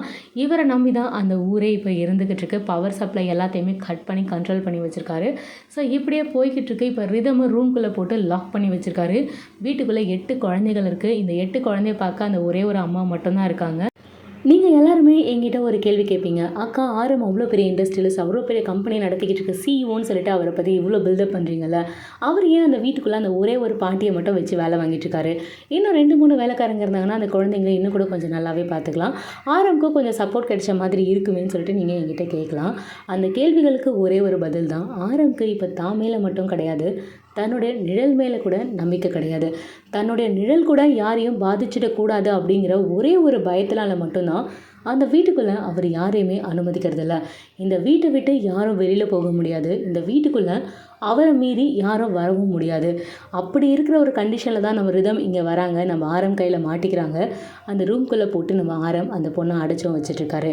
அந்த வீட்டை சுற்றி 24/7 கன்ஸோட கார்ட்ஸ் எப்பவுமே இருப்பாங்க. அந்த வீட்டுக்குள்ளே யாராவது வெளியில் வராங்க, யாராவது அந்த வீட்டுக்குள்ளே வர ட்ரை பண்ணுறாங்கன்னு தெரிஞ்சதுனாலே அடுத்த செகண்டே அவங்கள ஷூட் அண்ட் சைட் பண்ணுறதுக்காகவே நம்ம ஆர்டர் போட்டு வச்சுருக்காரு. அதே மாதிரி இந்த வீட்டை விட்டு யாராவது வெளியில் போகணும்னு நினச்சா அவங்களையும் ஷூட் பண்ண சொல்லிட்டு ஆர்டர் போட்டிருக்காரு. ஸோ இவ்வளோ கோவமாக இவ்வளோ விக்ரஸாக இந்த மனுஷன் ஏன் இப்படி ரூலிங் பண்ணி வச்சுருக்காரு அப்படின்னு சொல்லிட்டு நம்ம எல்லாருக்குள்ளேயுமே ஏகப்பட்ட கேள்விகள் வந்துகிட்டே இருக்குல்ல செல்லக்குட்டீஸ். இது எல்லாத்துக்குமே நான் கண்டிப்பாக ஆன்சரை சீக்கிரமாகவே சொல்கிறேன். இப்போ நம்ம ரிதம் என்ன ஆனாங்க அப்படின்னு பார்க்கலாம். நம்ம ரிதம் ரூம்குள்ளேயே தான் இருக்காங்க. மோர் தென் 2 days ஆகிடுச்சு.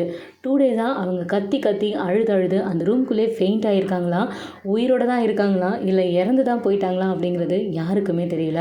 அந்த பொண்ணோட சத்தம் இல்லை, மூச்சு பேச்சு ஒன்றுமே இல்லவே இல்லை. அந்த பாட்டியம்மாவுக்கு ரொம்பவே பயமாக இருக்குது. அந்த பொண்ணு யாருன்னே தெரியல தம்பி, தயவு செஞ்சு அந்த பொண்ணோட கதவையாவது திறந்து விடுங்க, நான் போய் அந்த பொண்ணுக்கு என்ன ஆச்சுன்னு பார்க்குறேன், ஒரே ஒரு வாட்டி சாப்பாடோ தண்ணி மட்டும் கொடுத்துட்டு வந்துடுறேன்னு சொல்லிட்டு அந்த அம்மா நம்ம ஆரம் கிட்டே கெஞ்சுறாங்க.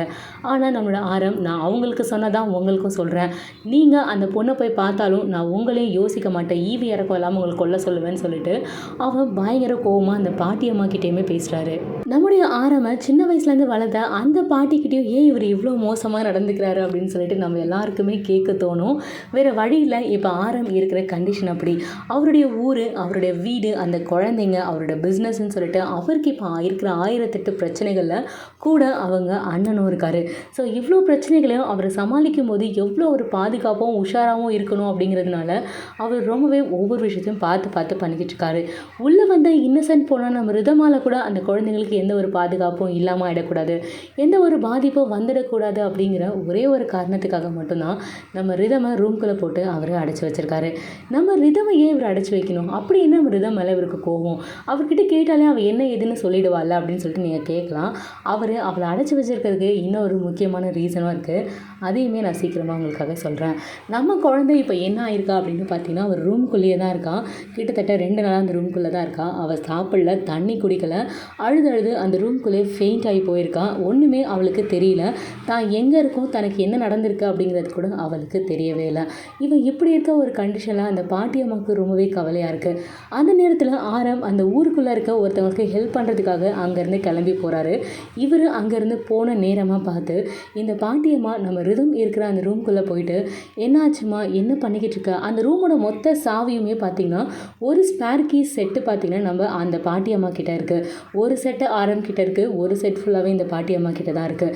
ஸோ அந்த பாட்டியம்மா நம்ம ஆரம் இல்லாத டைமில் நம்ம ரிதமோட ரூமுக்கு போயிட்டு அவளுக்கு திறந்து பார்க்குறாங்க. அவள் அந்த கதவுக்கிட்டே விழுந்து கிடக்கிறா. அவளை பார்த்த உடனே ரொம்பவே பயமாக இருக்குது. அவள் முகத்தில் தண்ணியை தெளிக்கிறாங்க. அவள் தலைமுடியை பிடிச்சி அவள் பயங்கர கோவமாக இழுத்துக்கிறா. அவளுக்கு வலி தாங்க முடியல. பிகாஸ் அவள் அந்த தூணில் இடித்த பெயின் அவளுக்கு இன்னுமே அதிகமாக இருந்துகிட்டே இருக்கு. ஏன்னா ஆரம் அவளை ஒரு டாக்டர் கிட்ட காமிக்கவும் இல்லை. அவளுக்கு அந்த தலையில் அடிப்பட்ட அந்த பெயினுக்கு அவளுக்கு எந்த விதமான ஒரு மெடிசனுமே கொடுக்கல. ஸோ இன்னுமே அவளுக்கு அந்த பெயின் இருந்துகிட்டே இருக்குது. அதுவும் இல்லாமல் 2 நாளாக ஒரே ரூம்குள்ளேயே இருந்திருக்கா.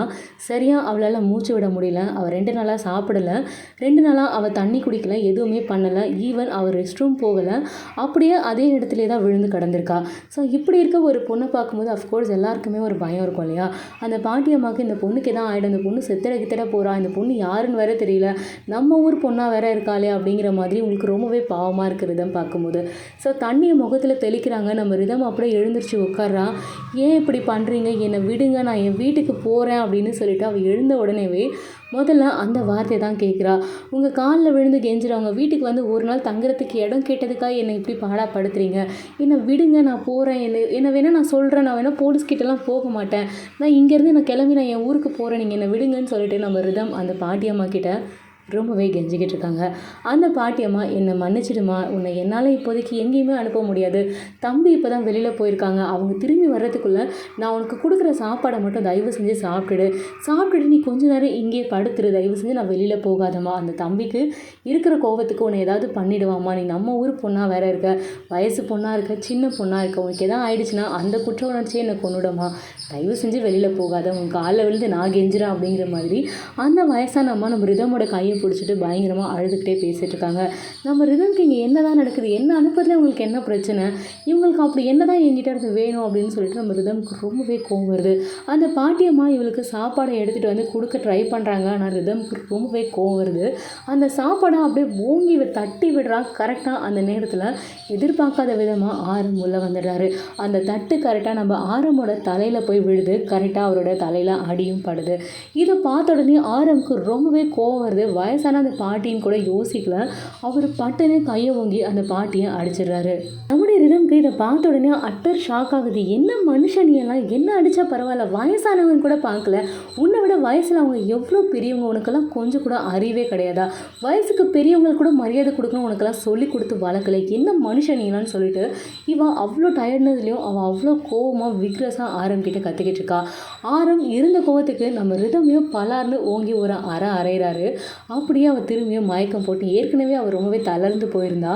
இப்போது கேட்கவே வேணாம், அடித்த அறைக்கு குழந்தைக்கு மயக்கமே வந்துடுச்சு. அப்படியே அங்கேயே விழுந்துட்டா. இவன் அப்படியே ஃபெயிண்டாக இருக்கா. அந்த பாட்டிக்கிட்ட நம்ம ஆரம் ரொம்பவே கோவமாக கத்துறாரு. நான் உங்ககிட்ட என்ன சொன்னேன், அந்த ரூம் பக்கம் யாருமே போகக்கூடாது, அவளை பார்க்கக்கூடாதுன்னு நான் சொன்னேன். திரும்ப திரும்ப நீங்கள் அதையே செஞ்சு என் கோவத்தை அதிகப்படுத்திக்கிட்டு இருக்கீங்க அப்படின்னு சொல்லிட்டு ரொம்பவே கோவமாக கத்திட்டு அங்கே கீழே விழுந்த அந்த பிளேட்டை காலால் எட்டி ஒரு உதச்சிட்டு அங்கேருந்து கோவமாக ஏறி அவரோட ரூமுக்கும் போகிறாரு. அவரோட தலையில் அந்த தட்டுப்பட்டதோட காயம் பார்த்திங்கன்னா அப்படியே ப்ளீடிங் ஆகிட்டே இருக்குது. இந்த பாட்டியம்மா கடகடன் வேகமாக ஃபர்ஸ்ட் எய்ட் கிட் எடுத்துக்கிட்டு மேலே ரூமுக்கு போகிறாங்க. தம்பி ஒரு நிமிஷம் வெளியில் வாங்க தம்பி, தயவுசெஞ்சு அந்த தலைக்கு மருந்தையாவது போட்டுட்டு போங்க, பரவாயில்ல நீங்கள் வெளியில் வாங்க, நான் அந்த பொண்ணோட கதவை திறந்து என் தப்பு தான், நீங்கள் வெளியில் வாங்கன்னு சொல்லிட்டு ரொம்பவே கெஞ்சி கூப்பிட்றாங்க. நம்ம ஆரம் ரொம்பவே ஸ்டபானா வர முடியாது, முதல்ல இங்கேருந்து போங்க, ஏன் தான் எல்லோரும் மாற்றி மாற்றி என்னை இப்படி சாவடிக்கிறீங்களோ தெரியல, ஒரேடியாக எனக்கு எதாவது கொடுத்து சாகடிச்சிருங்கன்னு சொல்லிட்டு இவர் ரொம்பவே கோவமாக கத்தி அப்படியே ஒரு மாதிரி அவரோட வாய்ஸ் எல்லாம் உடைய ஆரம்பிக்குது. நம்ம ஆரம்க்கு உண்மையாகவே அவர் அவ்வளோ டிப்ரெஸ்டாக இருக்கார் அப்படிங்கிறது ரொம்ப நல்லா புரியுது அவங்களுக்கு. இவங்களே அந்த ரூம்குள்ளே யாரையுமே வரக்கூடாதுன்னு சொன்ன ஆரம்ங்க அந்த ரூமில் அந்த பாட்டியம்மா என்னை மன்னிச்சிட்டு தம்பி, இந்த ரூம்குள்ளே வந்து அவனுக்கு பிடிக்காதுன்னு எனக்கு நல்லாவே தெரியும், ஆனால் இதை விட்டால் எனக்கு வேறு வழி தெரியல, உன் தலையில் வலிகிற அந்த ரத்தத்தை பார்க்குற அளவுக்கு எனக்கு திறமை கிடையாது, எனக்கு வந்து தைரியம் இல்லை, தயவு செஞ்சு அந்த ரத்தத்தை தொடச்சி மருந்தையாவது போட்டுக்கோ அப்படின்னு சொல்லிட்டு இவங்களே அந்த மெடிசனை அவங்களுக்கு போட்டு விட்டுட்டு போகிறாங்க. ஆரம் ரொம்பவே கோவமாக இருக்கார். இது வரைக்கும் ஆரம் அழுத அந்த பாட்டியம்மா பார்த்ததே கிடையாது. ஃபர்ஸ்ட் டைமாக ஆரம் அவங்க முன்னாடி கண்ணீர் விட்டு அழறாங்க. அழுது அந்த பாட்டிக்கிட்ட என்னை மன்னிச்சிடுங்கன்னு சொல்லிட்டு மன்னிப்பும் கேட்குறாங்க. இத்தனை வருஷத்தில் ஆரம் அழுதோ இல்லை யார்கிட்ட சாரி கேட்டோ அவங்க பார்த்ததே கிடையாது. ஆரம்பமே எப்பயும் ஒரு ஸ்டபர்னான ஒரு கோல்டான பர்சனாலிட்டியாக மட்டும்தான் அந்த பாட்டி பார்த்துருக்காங்க. அதே மாதிரி சின்ன வயசில் ஒரு நாட்டியான பையனாக வளர்ந்ததை பார்த்துருக்காங்க.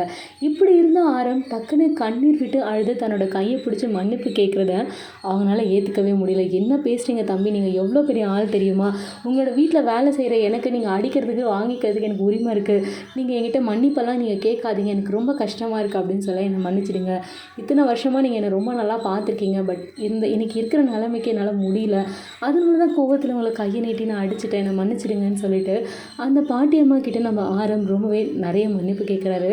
அந்த பாட்டியம்மாவுக்கு ஒரு பக்கம் ஆரம் தம்பி இவ்வளோ சென்சிட்டிவாக இருக்கிறத நினச்சி ரொம்பவே கவலையாக இருக்குது. தான் கிட்டே போய் தன்னோட முதலாளி சாரி கேட்குறாரு அப்படின்னு நினைக்கும் போது ஒரு மாதிரி கில்ட்டியாக இருக்குது.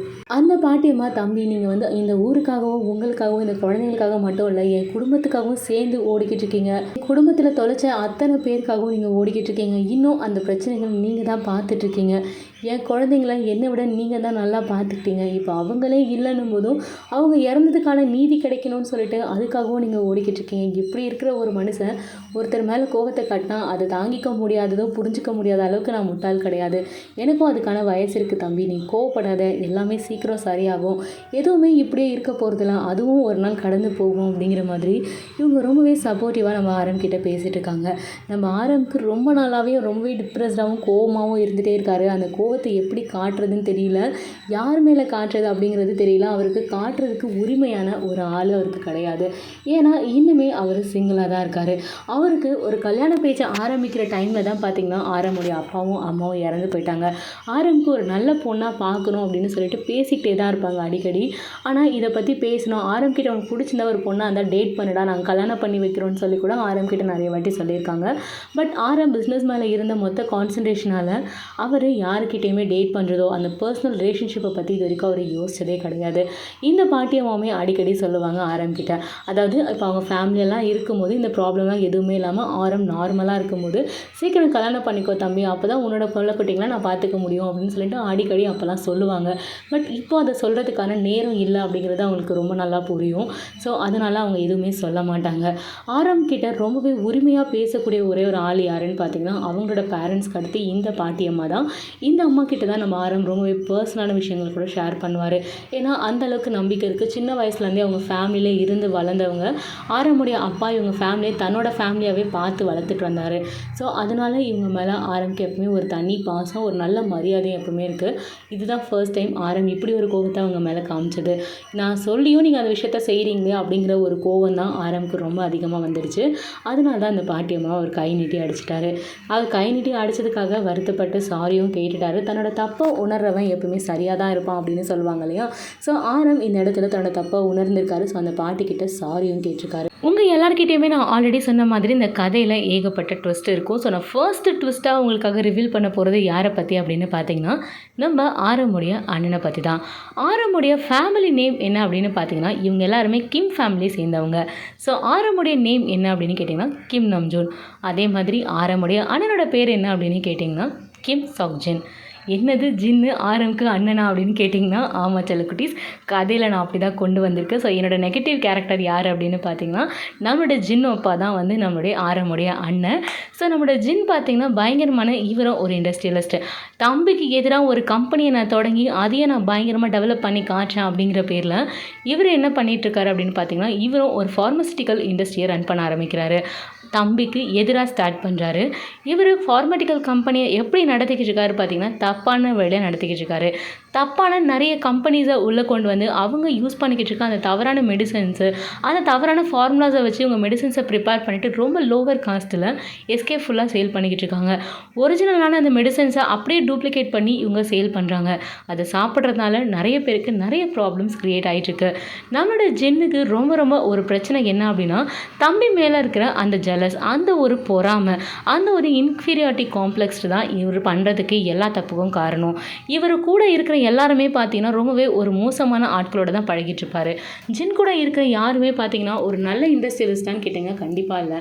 அவர் கூட பிஸ்னஸ் வச்சுக்கிறவங்களா இருக்கட்டும், இல்லை அவர் கூட பழகிறவங்களா இருக்கட்டும், எல்லாருமே ரொம்ப தப்பான ஆட்களாக இருந்துகிட்ருக்காங்க. அவங்க எல்லாருமே ஜின்னை ஒரு தப்பான வேல கைட் பண்ணிக்கிட்டு இருக்காங்க. அவங்ககிட்ட இருக்க பணத்தை அவங்க நிறையவே சுரண்ட ஆரம்பிக்கிறாங்க. ஸோ நம்மளோட ஜின் எப்படியாவது தம்பியை பீட் பண்ணி தன்னோட கம்பெனியை நம்பர் 1 இடத்துக்கு கொண்டு வரணும் அப்படின்னு சொல்லிட்டு இவர் தப்பான வழிகளில் கம்பெனியை வளர்த்துக்கிட்டு இருக்காரு. அவர்கிட்ட வேலை செய்கிற எல்லா எம்ப்ளாயீஸுமே எல்லாருமே நம்ம நம்ஜூனோட கம்பெனியில் வேலை பார்த்தவங்க. நம்ம ஆரமோட கம்பெனியில் வேலை பார்த்த நிறைய பேர் நிறைய சம்பளம் கொடுக்குறேன், உங்களுக்கு நான் நிறைய சலுகைகள் கொடுக்குறேன்னு சொல்லிட்டு ஏமாற்றி அவங்களுக்கு ஆசை வார்த்தைலாம் காட்டி அவங்களோட கம்பெனியில் கொண்டு போய் சேர்த்துருக்காரு. அஃப்கோர்ஸ் நம்ம எல்லாருமே ஒரு சாதாரண மனிதர்கள், பணத்தை நோக்கி ஓடிக்கிட்டு இருக்கக்கூடிய ஆட்கள் தான். ஸோ அண்ணன் தம்பி பிரச்சனைக்குள்ளே அவனுங்க கம்பெனி நடத்துகிறாங்கன்னா நடத்திக்கிட்டு போகட்டும், அது அவனுங்களோட பிரச்சனை. நமக்கு தேவை 3 வேளை சாப்பாடு, கை நிறைய சம்பளம். ஸோ இது யார் கொடுத்தா என்ன, நம்ஜூன் கொடுத்தா என்ன, இல்லை கிம் சாக்ஜின் கொடுத்தா என்ன, யார் கொடுத்தாலும் நாங்கள் வேலை செய்வோம் அப்படின்னு சொல்லிட்டு நம்ம ஆரமுடைய கம்பெனியில் இருக்க நிறைய எம்ப்ளாயீஸ் நம்ம ஆரமை டிச் பண்ணிவிட்டு நம்ம ஜின்னோட கம்பெனியில் போய் சேர்ந்துருக்காங்க. அதே மாதிரி நம்ம ஜின்னோட பொருட்கள் எதுவுமே கொஞ்சம் கூட ஒரு குவாலிட்டியான ப்ராடக்ட்ஸே கிடையாது. நம்மளுடைய ஆரமும் அவருடைய அப்பாவும் கிட்டத்தட்ட அந்த ஊரில் அவ்வளோ பெரிய ஒரு நேமை சம்பாதிச்சிருக்காங்க. ஃபார்மட்டிக்கல் கம்பெனி அப்படின்னா நம்ம நம்ஜூனோட கம்பெனியை அடிச்சுக்கிறதுக்கு இன்னொரு கம்பெனி இனிமேல் பிறந்து தான் வரணும் அப்படின்னு சொல்கிற அளவுக்கு அந்த ஊரில் அந்த டெவலப்மெண்ட்டை கொண்டு வந்ததே இவங்களோட ஃபேமிலி தான். ஆனால் இப்போ நம்ம ஜின் பண்ணிக்கிட்டு இருக்க இந்த வேலையால் மொத்த நேமும் டேமேஜ் ஆகிடுமோ, நம்ம அண்ணன் பண்ணுற ஒரே ஒரு தப்பால் குடும்பத்தோட நேம் போயிடுமோ அப்படிங்கிற மாதிரி இவர் ரொம்பவே பயந்துட்டுருக்காரு. ஸோ பிஸ்னஸில் நிறைய காம்படிஷன்ஸை நம்ம ஜின் வந்து ஆரம்கிட்ட க்ரியேட் பண்ணிக்கிட்டே இருக்காரு. ஜின் கொஞ்சம் கூட யோசிக்கிறதே இல்லை. ஆரம்க்கு என்னென்ன பிஸ்னஸ் வருதோ அது மொத்தத்தையும் தட்டி பறிக்கிறது. இவங்க 50% டிஸ்கவுண்ட் கொடுக்குறாங்க அப்படின்னு சொன்னால் நான் 60% கொடுக்குறேன், நீங்கள் ஏன் கம்பெனிக்கு வாங்கன்னு சொல்லிட்டு நம்ம ஆரமுடைய கிளைண்ட்ஸ் எல்லாரையும் இந்த கம்பெனிக்கு கூப்பிடுறது. இவர் இவ்வளோ விஷயங்கள் பண்ணாலுமே நம்ம ஆரம்க்கு அதை பற்றி எந்த விதமான ஒரு கவலையுமே கிடையாது. பிஸ்னஸ் தான் கையை விட்டு போகிறத நினச்சி ஆரம் என்றைக்குமே வருத்தப்படலை. ஆரம்க்கு ஒரே ஒரு பயம் என்ன அப்படின்னா, இவர் தயாரிக்கிற அந்த பொருட்கள் எதுவுமே கொஞ்சம் கூட தரமாகவே இல்லை. இந்த மருந்து மாத்திரைகள், இந்த டானிக்ஸ், இந்த பில்ஸ் எல்லாம் எடுத்துக்கிற மனுஷங்களுக்கு நிறைய சைடு எஃபெக்ட்ஸ் வருது, நிறைய பாதிப்புகள் ஏற்படுத்துது. சில பேருக்கு உயிரே போகக்கூடிய அபாயங்களும் ஏற்படுது. ஸோ இப்படியெல்லாம் நடக்கும்போது நம்ம ஆரம்க்கு ரொம்பவே பயமாக இருக்குது. இதை வச்சு வேறு ஏதாவது பிரச்சனை வந்துடுமோ, கண்டிப்பாக இது ஒரு நாளில் ஒரு நாள் வெளியில் வரக்கூடிய ஒரு விஷயந்தான். இப்படி இந்த விஷயங்கள் வெளியில் வர ஆரம்பிக்கும் போது அவங்களோட கம்பெனி மட்டும் இல்லை, தன்னோட கம்பெனியும் கண்டிப்பாக பாதிக்கும். ஏன்னா எப்படி இருந்தாலுமே 2 பேரும் அண்ணன் தம்பி தான். இவங்க 2 பேருக்குள்ளே கண்டிப்பாக 1008 பிரச்சனை வெளியில் தெரிஞ்சாலும் உள்ளுக்குள்ளே அண்ணன் தம்பிங்க தானே. ஸோ கண்டிப்பாக ஏதாவது ஒரு பிரச்சனை வரும்னு சொல்லிட்டு ஆரம் ரொம்பவே ஒரு பயத்தோடயே இருந்துட்டுருக்காரு. ஜின் ஒரு பிரச்சனை 2 பிரச்சனை கிடையாது, தினம் ஏதாவது ஒரு புது புது பிரச்சனைகளை க்ரியேட் பண்ணிக்கிட்டே இருக்காரு. அவரோட கம்பெனி எம்ப்ளாயீஸ் கிட்ட இல்லாமல் இவரோட கம்பெனி எம்ப்ளாயீஸ் கிட்ட அவ்வளோ ப்ராப்ளம்ஸ் க்ரியேட் பண்ணிக்கிட்டு இருக்காரு. யூனியன் ப்ராப்ளம் க்ரியேட் பண்ணுறது, அங்கே இருக்க லேடி ஸ்டாஃப்ஸ் கிட்ட அசிங்கமாக பிஹேவ் பண்ணுறதுன்னு சொல்லிட்டு எல்லா விஷயங்களையுமே ஜின் பண்ணிக்கிட்டு இருக்காரு. எல்லா வீட்டோடைய அந்த சம்பளங்கள் கொடுக்கறது, வாட்டர் சப்ளை கட் பண்ணுறது, எல்லா விஷயங்களையுமே பண்ணிக்கிட்டு இருக்காரு. இவ்வளோ விஷயம் பண்ணாலுமே நம்ம ஆரம்க்கு ரொம்பவே கோவம் வருது. பட் இருந்தாலும் எதையுமே காமிக்கக்கூடிய சுச்சுவேஷனில் இப்போ அவர் இல்லை. கொஞ்சம் இப்படி கண் அசந்து நம்ம வேறு ஏதாவது பிரச்சனையில் கவனத்தை செலுத்தினா அந்த ஊரையே அழிக்கக்கூடிய அபாயத்தில் அந்த ஊர் இப்போ இருந்துக்கிட்டு இருக்கு. ஜின் இப்போ அந்த கண்டிஷனில் இருக்கார். ஸோ ஆரம் ரொம்பவே ரொம்ப ரொம்ப ரொம்ப உஷாராக இப்போ இருந்துக்கிட்டு இருக்காரு. இப்போது இந்த 8 குழந்தைகள் யார் அப்படின்னு சொல்லிட்டு பார்க்கலாமா? இந்த 8 குழந்தைகள் பார்த்திங்கன்னா அந்த ஊர் இப்போ நம்ம ஆரம் இருக்கார் இல்லையா, அந்த ஊரில் அம்மா, அப்பா, அண்ணன், தம்பி, குடும்பமே இல்லாத யாருமே இல்லாத ஒரு குழந்தைங்க தான் இந்த 8 குழந்தைங்களுமே. அவங்களுக்கு பேரண்ட்ஸுன்னு யாருமே கிடையாது. யாருமே எதுவுமே இல்லாத ஒரு கட்டத்தில் இருந்துகிட்ருக்க குழந்தைங்கள ஆரம் தன்னோட குழந்தைங்கள கொண்டு வந்து அவங்கள பார்த்துக்க சொல்லி கொடுத்துருக்காரு. இவங்க 8 பேருமே என் குழந்தைங்க. அந்த 8 குழந்தைக்கும் எனக்கு என்னென்ன செய்யணும்னு நினைக்கணும் எல்லாமே செய்வேன். அவங்களுக்கு சரியான படிப்பு, அவங்களுக்கு சாப்பாடு, தங்குறதுக்குன்னு சொல்லிட்டு நான் எல்லாத்தையுமே செஞ்சு கொடுப்பேன். அந்த குழந்தைங்களுக்கு அவங்க ஃப்யூச்சருக்கு என்ன வேணுமோ அதை செஞ்சு கொடுக்கறதுக்கு நான் ரெடியாக இருக்கேன் அப்படின்னு சொல்லிட்டு ஆரம் எந்த ஒரு எக்ஸ்பெக்டேஷன்ஸுமே இல்லாமல் அந்த 8 குழந்தைங்களை பார்த்துக்கிறதுக்கு ரெடியாக இருக்கார். அந்த 8 குழந்தைகள் ரொம்பவே பாதுகாப்பாக இருக்கணும் அப்படின்னு சொல்லிட்டு அந்த பாட்டியம்மா கிட்ட அவர் ரொம்பவே ஸ்ட்ரிக்டாக சொல்லியிருக்காரு. குழந்தைங்க மேலே உங்கள் கண் இப்படி அப்படி கூட நகரக்கூடாது, 8 குழந்தைங்களும் உங்கள் கண் பார்வையிலே இருக்கணும், எந்த நேரமும் நீங்கள் உங்களுக்கு கவனிச்சுக்கிட்டே இருக்கணும்னு சொல்லிட்டு ஆரம் அந்த பாட்டிக்கு ஸ்ட்ரிக்டாக ஆர்டர் போட்டிருக்காரு. அதில் ஒரு 2 பசங்க பார்த்திங்கன்னா இப்போ கிட்டத்தட்ட பியூபர்ட்டி ஆகிற டைமில் இருக்காங்க. கிட்டத்தட்ட அவங்க பெரிய பிள்ளை ஆகக்கூடிய அந்த ஏஜில் இருந்துகிட்ருக்காங்க. ஸோ ஆரம்க்கு அதை பற்றியுமே நிறைய கவலைகள் இருக்குது. நீங்கள் அந்த 2 குழந்தைங்களும் இன்னுமே எக்ஸ்ட்ராவாக கேர் எடுத்து பார்த்துக்கோங்கன்னு சொல்லியிருக்காரு. அதே மாதிரி அந்த 8 குழந்தைங்களுக்குமே தினம் அந்த குழந்தைங்கள டெஸ்ட் பண்ணுவாங்க டாக்டர் வந்து. அந்த 8 குழந்தைங்களோட உடம்புல ஏதாவது இன்ஃபெக்ஷன்ஸ் இருக்கா, ஏதாவது வந்து சேஞ்சஸ் வருதா, அவங்களோட பிளட் சாம்பிள்ஸில் ஏதாவது மிக்ஸ் ஆகிற மாதிரி தெரியுதான்னு சொல்லிட்டு தினம் ஒரு டாக்டரை பர்சனலாக இதுக்காகவே அப்பாயிண்ட் பண்ணி நம்ம ஆரம் செக் பண்ணிட்டுருக்காரு. அந்த குழந்தைங்கள தினம் ஒரு டாக்டர் வந்து செக் பண்ணிகிட்டே தான் இருப்பாங்க. ஆனால் அதுங்க ஏன் பண்ணுறாங்கன்னு அந்த குழந்தைங்களுக்கு தெரியவே தெரியாது. அந்த பாட்டிக்கு அங்கே என்ன நடக்குது அப்படிங்கிறது ரொம்ப நல்லா தெரியும். ஆரம்க்கு அங்கே என்ன நடக்குது அப்படிங்கிறது ரொம்ப நல்லா தெரியும். பட் அந்த 8 குழந்தைங்களுக்கும் அவங்க என்ன நடக்குதுன்னே தெரியாது. ஏன்னா 8 குழந்தைங்களுமே பார்த்திங்கன்னா ரொம்ப சின்ன பிள்ளைகள். எல்லாமே ஒரு 10லேருந்து 12, 13 வயசுக்குள்ளே இருக்கிற குழந்தைகள் அப்படிங்கிறதுனால அவங்களுக்கு எதுவுமே பெருசாக தெரியாது. ஸோ அவங்கள பொறுத்த வரைக்கும் நல்லா சாப்பாடு கொடுக்குறாங்க, என்ன அம்மா அப்பாலாம் இறந்து போயிட்டாங்க அப்படிங்கிறது மட்டும்தான் அதில் தெரியுது. அதில் ஒரு குழந்தை ரொம்ப மோசம். இப்போ தான் அந்த குழந்தைக்கு 6 மாத குழந்தை. அந்த குழந்தைக்கு அம்மாவோட முகம் கூட தெரியாது. பிரெஸ்ட் ஃபீடிங் குடிச்சு வளர வேண்டிய அந்த குழந்தைக்கு பவுடர் பாலை கலந்து கொடுக்க வேண்டிய ஒரு கண்டிஷனில் இருக்குது. அவங்களோட 8 பேரண்ட்ஸ், அந்த 8 ஃபேமிலியுமே இறந்ததுக்கு ரொம்ப பெரிய ஒரு ரீசன் யார் அப்படின்னா நம்மளுடைய ஜின் தான். ஜின் ஏன் இந்த 8 ஃபேமிலியை இறக்கிறதுக்காக ரீசனாக இருந்தார் அப்படிங்கிறதெல்லாம் நான் பின்னாடி ஸ்டோரியில் உங்களுக்காக சொல்கிறேன். இப்போது அந்த பேரண்ட்ஸோடைய அந்த கேஸ் என்னாச்சு அப்படின்னு சொல்லி பார்க்கலாம். இப்போது நம்ம ஆரமுடைய அப்பாவுடைய அந்த கேசஸ் நடந்துட்டு இருந்துச்சு பார்த்திங்களா, 2 கேஸ் நடந்துட்டு இருந்துச்சு. ஒன்று என்ன அப்படின்னு பார்த்தீங்கன்னா, இப்போ அந்த வேலைக்கார ஃபேமிலி வந்து இறந்தது எப்படின்னு சொல்லிட்டு ஒரு கேஸ் நடந்துச்சு. இன்னொன்று நம்ம ஜின்னோடைய நம்ம ஆரமுடைய அம்மாவும் அப்பாவும் போன கார் ஆக்சிடென்ட் ஆகி இறந்தது. ஸோ இந்த 2 விஷயமே பார்த்திங்கன்னா இப்போ கேஸ் நடந்துகிட்டே இருக்குது. நம்மளுடைய ஜின் அந்த வேலைக்காரங்க கேஸ் வரும்போது அவங்க ஆஃப்டர் ஆல் எங்கள் வீட்டில் வேலை செய்கிறவங்க, அவங்கள நான் அடித்து கூட வெளில துரத்திருக்கலாம். ஆனால் அவங்களையே நான் தேவையில்லாமல் காரை ஏற்றி கொள்ளணும், நான் அவ்வளோலாம் செலவு பண்ணாமல் ஜஸ்ட் அடித்து நான் வெளில துரத்தினாலே பண்ணியிருக்கலாம். அவங்க வெறும் வேலைக்காரங்க தான். அவங்கக்கிட்ட எனக்கு பர்சனல் வெர்ஜன்ஸ்லாம் எதுவுமே கிடையாது. அவங்கக்கிட்ட போய் நான் எதுக்காக என்னோடய வீரத்தை காட்டணும்? அதுலேயும் அந்த அம்மா என்னை சின்ன வயசுலேருந்து பாசமாக வளர்த்துருக்காங்க. அவங்களோட ஃபேமிலியை கொள்றதுனால எனக்கு என்ன கிடைக்க போகுதுன்னு சொல்லிட்டு ரொம்பவே நேக்காக பேசி நம்ம ஜின் அந்த கேஸ்லேருந்து தப்பிச்சுக்கிறாரு. அந்த கேஸையுமே வேறு வழியில் அந்த கேஸை அப்படியே க்ளோஸும் பண்ணிடுறாங்க. ஸோ செகண்ட் கேஸில் என்ன நடக்குது அப்படின்னு பார்த்தீங்கன்னா, நம்மளோட ஜின் பயங்கர ஒரு பாசக்கார பையன் மாதிரி நடிக்கிறாரு. அவர் என்னுடைய அப்பா. 2வதாக வந்த எங்கள் தம்பியோட அம்மா கூட என்னை நல்லா தான் பார்த்துக்கிட்டாங்க. அவங்க தினம் என்னை அவங்க தான் சாப்பாடு ஊட்டுவாங்க, அவங்க தான் என்னை பார்த்துக்குவாங்க. என் தம்பி மேலே விட அவங்க என் மேலே தான் அதிகமாக பாசம் காட்டினாங்க. எனக்கும் அவங்க மேலே ரொம்ப பாசம் இருக்குது.